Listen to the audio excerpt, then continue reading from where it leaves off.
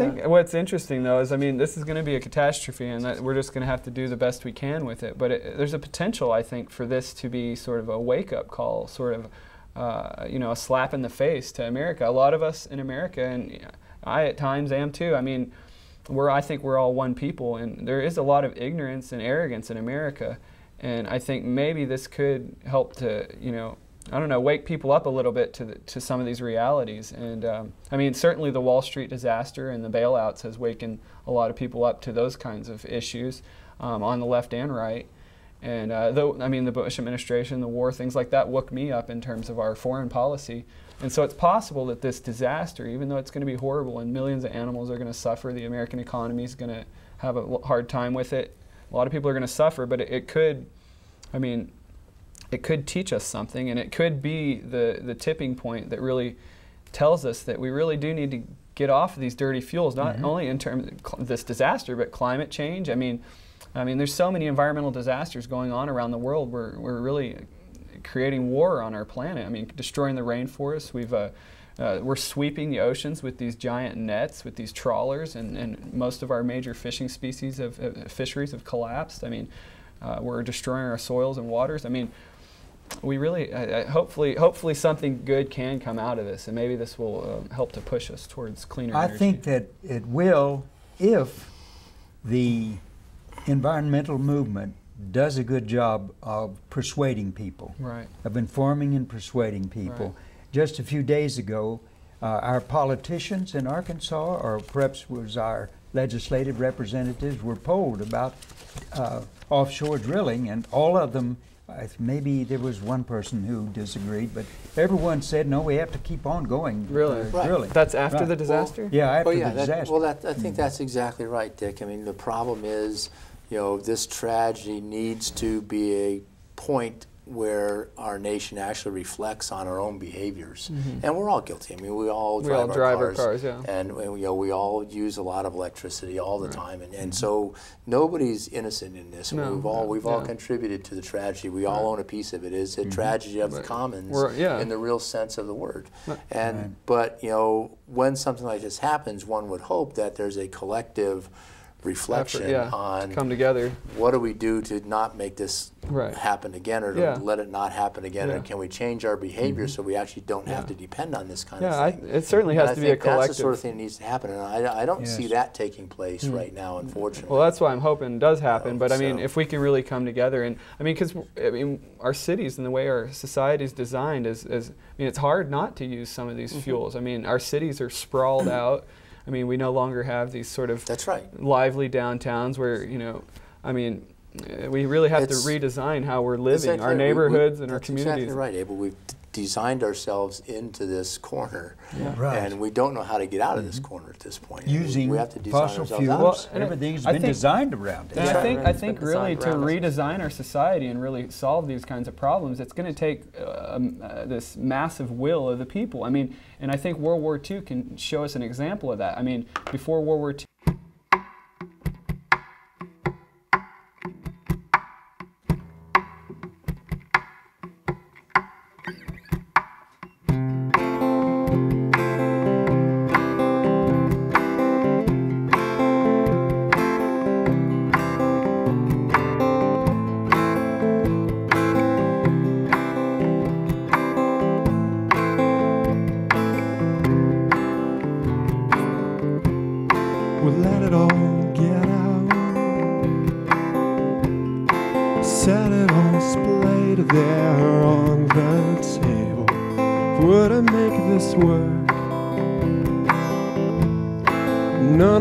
horses can stay in the stable, chomping at the bit and churning up dust with restless hooves. Empty your pockets, unpack the boxes you've kept underfoot, let it all get out. Open up your heart and throat and say, would I see this through? We must see through our explanation, squeezing till it hurts, and squandering our limited resources and begging for the worst to justify our wasted sacred forces. And it's time for full disclosure, time for Cold War's over, time to own our demons, time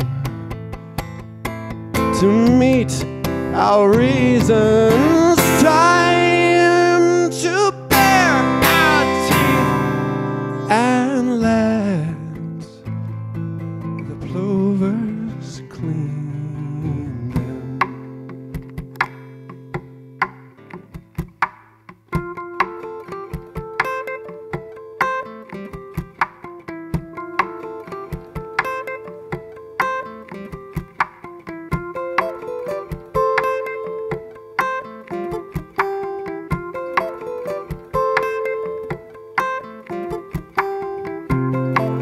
Let it all get out.